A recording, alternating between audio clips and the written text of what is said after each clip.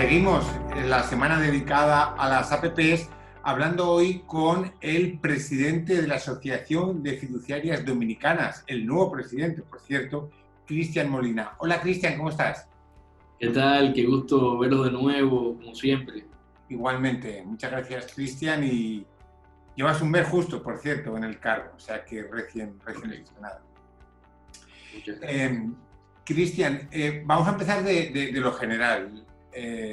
¿Por qué son importantes las APPs, las alianzas públicas-privadas, para un país, para este país, en esta coyuntura en la que estamos? ¿Por qué puede ser transformar el país especialmente en las infraestructuras? Mira, las APPs llevan ya un buen tiempo siendo muy importantes en el desarrollo de los países que necesitan el impulso también del sector privado para llevar a cabo sus proyectos de infraestructuras y demás proyectos de interés social, ¿no? Pero en esta coyuntura actual, donde hemos sido tan duramente golpeados por la pandemia del COVID, y no solo nosotros, sino que estamos ante un verdadero Black Swan a nivel mundial que ha impactado a todas las naciones del mundo y a todo el comercio, a todo el acceso al crédito, todo el acceso a capital y la salud financiera de las empresas. Ahora más que nunca las APPs y obviamente y ha afectado también la capacidad de erogación de recursos del Estado para destinar a proyectos de infraestructura que siguen siendo tan necesarios como antes. Entonces, en este momento tan específico, las APPs elevan su nivel de importancia, se convierten casi en un salvavidas, casi en un remedio único para que el Estado logre posicionarse en el lugar adecuado para que cuando se estabilicen las cosas, estar en una posición de crecer, tener una infraestructura clave que les permita continuar avanzando al ritmo tan bueno que estamos acostumbrados. Estamos acostumbrados a crecer a un 5 o un 7% del PIB todos los años. Y este año no va a ser así. Y no es culpa de nadie, es simplemente la carta que el destino le jugó al mundo, ¿no? Uh-huh. Pero sí, las perspectivas cambian.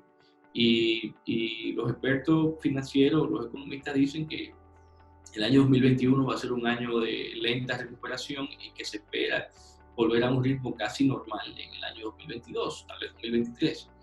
Lo importante es que en ese momento estemos listos, hayamos creado las estructuras básicas para aprovechar la nueva coyuntura de crecimiento cuando todos los países están haciendo bien, están preparándose también. Entonces el Estado se encuentra hablando de abrir un puerto turístico nuevo, que es el Pedernales, un polo turístico. Tenemos también necesidades imperiosas en el área de generación de energía, tenemos necesidades en el área de transporte, en el área de salud más que nunca ahora, en el área portuaria se habla del Puerto Manzanillo, que es un proyecto hermoso que tiene muchos años en el pipeline y no ha habido la manera de ejecutarlo, y ahora las APPs empiezan a servir como ese vehículo que podría, o sea, esa forma de llevar a cabo proyectos que podría ser lo que destape este tapón que teníamos antes. Lo que sí es que me parece a mí que la gente habla de las APPs como algo que bueno, llegaron y ya todo se resolvió, pero no necesariamente hay un conocimiento nivelado entre todos los actores de qué son las APPs y exactamente cómo es que van a resolver estos problemas.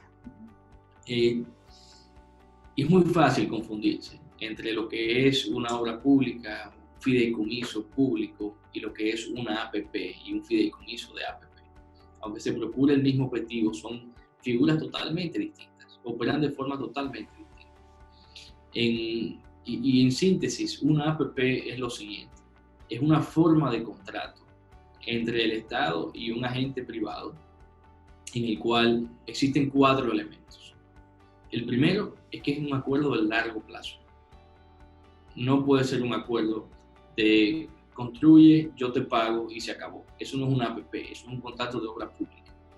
¿Okay? Tiene que ser de largo plazo. Y cuando hablamos de APPs, hablamos de 20 años, 25 años, 30 años. Ese es el plazo en el cual estamos conversando. Aparte de eso, tiene que ser para la provisión de un servicio público. no hay APPs para la provisión de servicios privados, que no hay interés del Estado en llevar a cabo la provisión del servicio. Y aquí podemos pensar un poco y entrar en un punto donde existe mucha confusión. La gente piensa que Pedernales se va a hacer a través de una APP y que los hoteles van a hacer APPs. Los hoteles no pueden ser APPs. Los hoteles son proyectos privados y el Estado no tiene nada que buscar en un proyecto privado operando un hotel. No tiene sentido. Pero sí el Estado puede llevar a cabo las obras de infraestructura. La provisión del servicio eléctrico es un servicio público. La provisión del servicio de agua potable es un servicio público. La provisión del servicio de aeropuertos es un servicio público. Para ese tipo de infraestructura que crea el ecosistema necesario para que haya hoteles en esa zona, sí se pueden hacer APPs y se deben hacer APPs. Entonces, eso es lo segundo. Servicio público. Primero, largo plazo. Segundo, servicio público. Tercero, transferencia importante de riesgo al agente privado. Si hacemos un contrato de largo plazo para un servicio público y todo el riesgo lo asume el Estado, no estamos en ninguna alianza público-privada, estamos ante un evento de obra pública con un pago diferido o con una ejecución larga, pero sigue siendo un proyecto de obra pública donde el Estado tiene todo el riesgo. O sea, un elemento esencial es la transferencia del riesgo, primeramente el riesgo financiero, el riesgo de ejecución al agente privado. Y por último, la remuneración del agente privado, en todos los casos, tiene que estar atada al resultado, atada a la provisión del servicio, no a la construcción de la obra, ni puede ser previa a la construcción de la obra. Es muy difícil que existan anticipos hablándose de APPs. Esa no es la idea. La idea es que el privado no gana un centavo hasta que la obra funcione. Y normalmente lo que eso hace es que crea más valor por dinero. Y que el privado se preocupa mucho porque la obra funcione. No es solamente entregarte la clínica o entregarte la planta de generación eléctrica o entregarte la carretera y luego irme. Es que tengo que hacer la carretera con los mejores materiales, tengo que hacerla con un diseño óptimo, porque yo tengo que operarla por 30 años. Y si esa carretera no funciona, yo no cobro. Entonces eso genera muchísimo valor por dinero y pone al privado a utilizar la última tecnología, a utilizar los recursos más duraderos, de mayor calidad, porque tiene que ser duradera la obra o el privado no cobra. Entonces, eso es una APP. Luego existen otras formas de contratos, donde hay operación y mantenimiento. Esos son contratos de provisión de servicios, no son una APP. En esos contratos el Estado asume el costo y así no estamos ante una APP. Entonces, fíjate que en ningún momento cuando yo conversé de qué define una APP, yo hablé de fideicomiso. No es necesario un fideicomiso para hacer una APP, pero no existe duda de que es el vehículo óptimo para llevar a cabo una APP. Y lo es de manera internacional, pero particularmente en República Dominicana existe un marco normativo y razones tanto legales como financieras para, por lo que estamos tan convencidos de que este sería el vehículo que tanto el Estado como el sector privado utilizaría para llevar a cabo estos proyectos. Muy bien. Me preguntaste hace un momento de si existe algún país en América Latina que tenga una buena práctica en cuanto al uso. ¿Cuál te gusta más? ¿Qué país crees que podemos de todos podemos aprender? Ver las mejores prácticas que han hecho. Sí, creo que de todos podemos aprender tanto de las experiencias buenas y de las experiencias malas. Y yo te diría que el país que más experiencias tiene, buenas y malas, es Colombia. Y la razón es porque en Colombia cualquier proyecto de APP, incluyendo cualquier esquema de concesión, tiene que ser obligatoriamente a través de un fideicomiso. Y eso no necesariamente fue así toda la vida. Es que aprendieron de que a través de un fideicomiso iban a lograr distintos niveles de transparencia, distintos niveles de gobernabilidad, y que eso pues ya se hizo obligatorio. Tiene que ser a través de un fideicomiso. Y hay muchísimas obras que nos pueden servir como ejemplo de cómo se hacen estas APPs y cuál es la manera y cuáles cosas debemos evitar, porque hay también casos fallidos, ¿no? O sea que Colombia sin duda que es un gran ejemplo y es muy compatible con lo que tenemos acá, porque en gran medida nuestra ley, aunque no es exactamente igual, tiene sus diferencias, pero creo que tiene bastantes similitudes también con la ley que aplica en Colombia. Bueno, hemos tocado ya muchos temas de las APPs, tienes un gran conocimiento, lo has seguido, la verdad, por mucho tiempo. Colombia, la verdad que muchos expertos han considerado que es el país, entre comillas, modelo, porque la verdad que transformó el país en infraestructuras. Y aquí podemos hacer algo parecido, salvando las distancias, ¿no? Sin duda. ¿Dónde ves las oportunidades aquí? Has mencionado los sectores, los has mencionado, pero ¿cuál te gusta más? ¿Qué APP, si tuvieras que elegir una, cuál elegirías? Si solo te quedaras con un proyecto.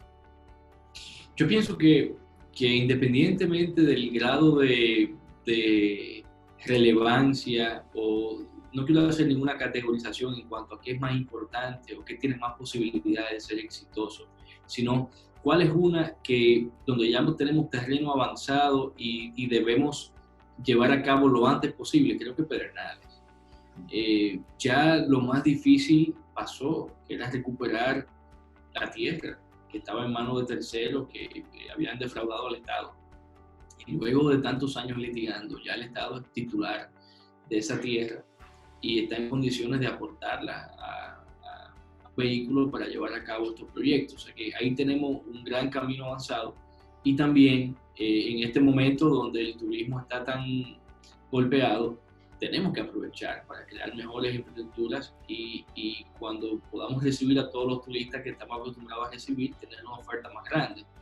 Y el efecto multiplicador que tiene eso, ¿no? En cuanto a generación de empleo, aumento de las divisas y todo esto. Además, sin duda que Pedernales. Impacto en la zona que siempre sería bienvenido, ¿verdad? Sí, me gusta mucho también la obra que anunció el presidente, que es la de la carretera hacia Puerto Plata, ¿no? Uh-huh. Es una obra que me parece que es importante. Uh-huh. Desconozco los estudios de factibilidad, si existen, y de tráfico, de tránsito y de demanda, pero me hace mucho sentido porque Puerto Plata es una zona que necesita mucha ayuda. Luego de que salió la ley al fomento turístico y Puerto Plata quedó excluido de esa ley porque ya era un polo muy desarrollado, entonces cayó en el subdesarrollo. Se desarrollaron otros polos como Punta Cana, la zona este, y Puerto Plata duró muchos años necesitando apoyo, ¿no? Uh-huh. Y creo que esa carretera acerca a Puerto Plata, a Santo Domingo, uh-huh. y también a Santiago aún más. Y eso puede tener un efecto muy favorable, ya que ahí hay líneas de crucero que están llegando. Eso también facilita que los cruceristas que hacen puerto en Puerto Plata puedan ir y vuelta a conocer la primera ciudad de América, la zona colonial, y aprovechar también conocer el distrito.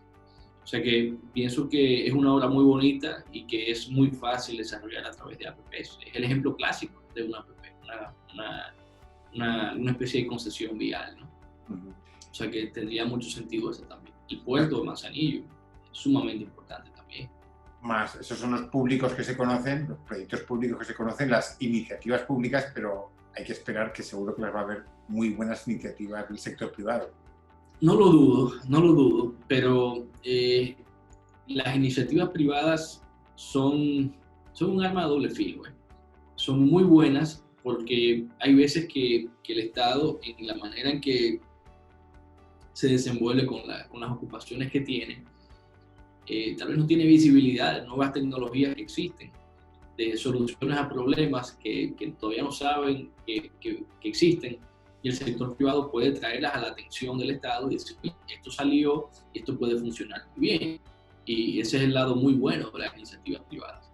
Pero el lado muy malo también es lo que yo llamo como el efecto IKEA. Yo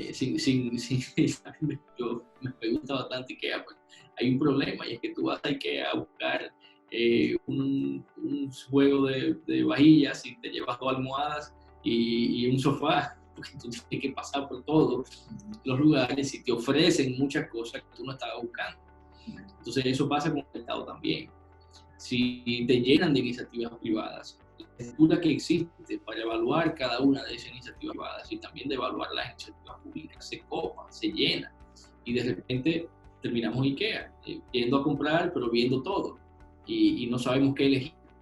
Entonces el Estado necesita una política muy bien definida de cuáles son sus prioridades, cuáles son las cosas que sí tienen que lograrse, y tiene que valorar las iniciativas privadas, pero tiene que saber navegarlas también, para que cualquier iniciativa privada que se acepte, dar recursos, encaje dentro del programa de APPs general que tiene el Estado. Muy bien. Pues gracias por contarnos tantos detalles de las APPs, de las ventajas, de algún riesgo también. No quiero dejar de terminar esta grata conversación sin preguntarte por tu nuevo rol de presidente de Asofidón, de la Asociación de Fiduciarias Dominicanas, que llevas apenas un mes. ¿Cuáles son tus retos como presidente de Asofidón? Mira, te prometo la respuesta a la pregunta, pero hay una pregunta que me hiciste rápidamente antes de empezar la entrevista, que creo que no te respondí, y es por qué el fideicomiso es útil para pero sí, dale, explícanoslo mejor, sí. Lo voy a hacer bien rapidito, pero te prometo caer en lo otro también, que sé que igualmente es muy importante. Mira, el fideicomiso, nosotros estamos tan seguros de que va a aportar tanto a este esquema de APPs por las razones siguientes. Toda APP tiene que realizarse a través de un vehículo de propósito especial. Tiene que existir un vehículo cuyo único propósito sea llevar a cabo esa APP. Esa es la regla. Tiene que ser así para separar el riesgo del sponsor del proyecto del riesgo de la APP específica. Es necesario hacerlo así. Y eso es porque es la única manera de asegurar que el capital de los inversionistas que meten plata en la APP se quede en ese vehículo y se use para ese objetivo. También es la única forma de asegurar que el financiamiento bancario o el financiamiento a través del mercado de valores se destine a ese proyecto específico y asuma solamente el riesgo de ese proyecto. O sea, que siempre tiene que haber un SPV, un vehículo de propósito especial. ¿Por qué el fideicomiso debe ser ese vehículo de propósito especial? Desde el punto de vista legal, porque hay una protección suprema de ese patrimonio. Ese patrimonio es inembargable cuando se encuentra dentro de un fideicomiso, salvo las excepciones que están en la ley, que son puntualmente tres excepciones. O sea que eso de entrada da mucha tranquilidad a quienes invierten, da mucha tranquilidad al Estado, da mucha tranquilidad a quien financia el proyecto. Por otro lado, es la garantía del uso correcto de los recursos. Como los fondos están en un fideicomiso y el fideicomiso lleva la ejecución presupuestaria del proyecto y conoce el destino que se persigue obtener con esa APP, entonces hay una seguridad plena de que los recursos que se inyectan en el fideicomiso van a terminar invertidos en esta APP y no en otro proyecto, no en otra obra del accionista o del sponsor, sino en este proyecto que es donde estamos trabajando juntos. O sea que eso es una gran ventaja desde el punto de vista legal. Aparte de eso, está la protección de los intereses de las partes, fuera del ámbito patrimonial, simplemente el balance de los intereses de las personas que intervienen, de los actores que intervienen en un APP. Por un lado tienes al Estado, tienes al privado y tienes al financiador. Entonces, todos tienen intereses distintos y todos tienen derecho a información. Entonces, en una empresa solamente tienen derecho a información los accionistas, los demás son terceros. En un fideicomiso tú puedes ceder el derecho de recibir información de parte del fiduciario sin ceder el control del fideicomiso y sin ceder participación patrimonial en el fideicomiso. Entonces, como lo mejor de los dos mundos. Tengo acceso, pero no tengo la responsabilidad de gobernar ese fideicomiso y el otro puede asumir su función. Entonces, es una gran ventaja en cuanto a gobierno corporativo y acceso a la información. También otro elemento es la distribución de beneficios.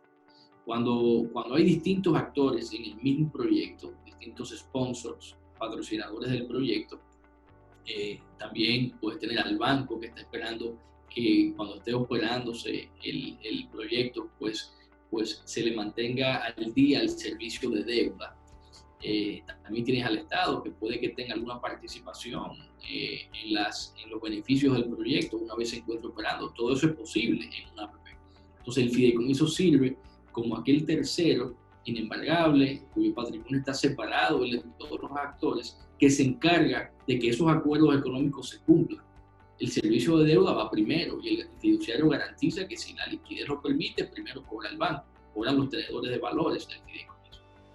Y así mismo pasa con el Estado y los propios inversionistas del proyecto, que tienen la seguridad de que hay un tercero velando por los fondos y sabe cómo distribuirlos, como dice el contrato. Y también hay una parte importante que son los step-in rights, los derechos de intervención. Este tipo de derecho es imprescindible en una APP. De hecho, no existen APPs que no tengan un step-in right, y eso consiste simplemente en que si el privado y el agente privado que tiene el proyecto asignado, tiene el proyecto a través de una APP, incumplen su obligación de pago con el banco tiene un derecho de asumir el proyecto, step in en el proyecto, hasta que ese incumplimiento desaparezca. Y lograr eso en un esquema corporativo, en una empresa, es sumamente difícil, porque el consejo de administración de una empresa lo nombran los accionistas, no un banco, no un acreedor. Pero en el mundo fiduciario, las reglas de quienes conforman el comité fiduciario se pueden adaptar para que terceros tengan un voto y una decisión en eso. O sea que permite un cambio de control del fideicomiso de manera muy efectiva y muy rápida. También sucede que el Estado tiene derechos de step-in.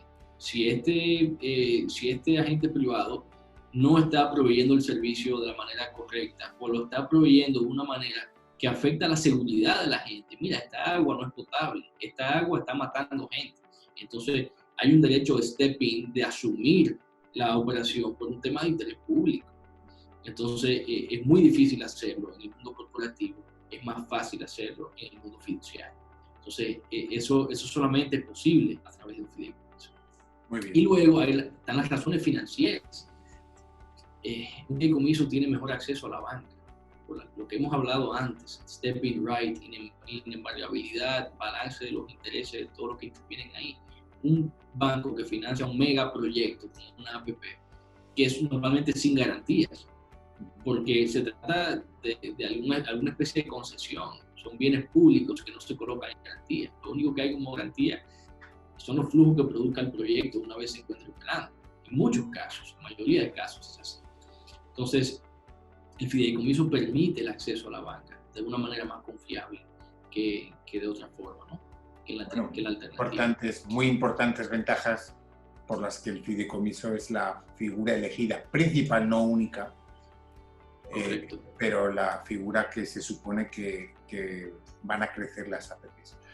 Pues para finalizar, quería preguntarte ya, Cristian, por tu nuevo rol en Asofidón. Llevas apenas un mes. ¿Cuáles son tus retos, tus principales objetivos en la asociación? Bueno, los objetivos podríamos decir que se dividen en dos.